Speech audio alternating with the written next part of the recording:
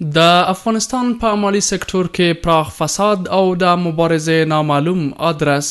په حکومتي ادارو کې د پراخ فساد له کبله پر کورنیو بنسټونو سربیره نړیوالو ادارو او سازمانونو هم افغان حکومت له دې پدیدې سره د مبارزې په برخه کې پر کمکارۍ تورن کړی دی.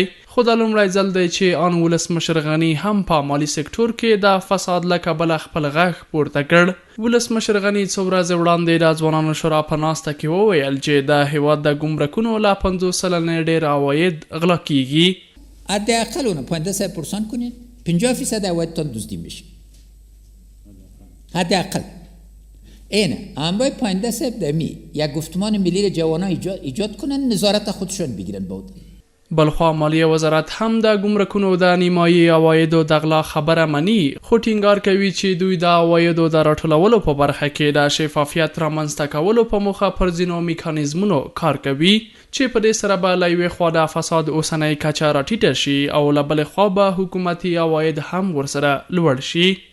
موضوع عواید گمرکات یک کم وقتگیر است تا پس اضافه شود، چرا تا که یک محموله در فرض میکنیم در ژاپن یا در دبی در جای بار میشه و جمعه و قوانین نو را که ما جور کردیم و نرما را تطبیق کنیم وقتگیر است، مگر با بسیار جدیت به پیش برده میشه.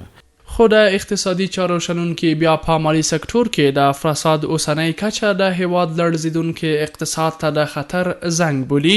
دوی ټینګار کوي چې د عوایدو د راټولولو په برخه کې روان فساد سیستماتیک دی او له ټیټې کچې مامورینو نیولې تر لوړپوړو چارواکو په دغه فساد کې ښکیل دي.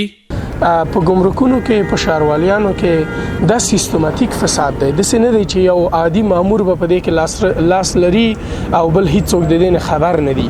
سیستماتیک فساد په دې معنی چې د وړو پایو نه تر لوړو پایو پورې ټول مقامات او افراد او حتی هغه خلک چې په دغه وزارتونو کې رسمي دندې نه لري، دوی ټول په دې کې شامل دي. دا یو اړخ دی.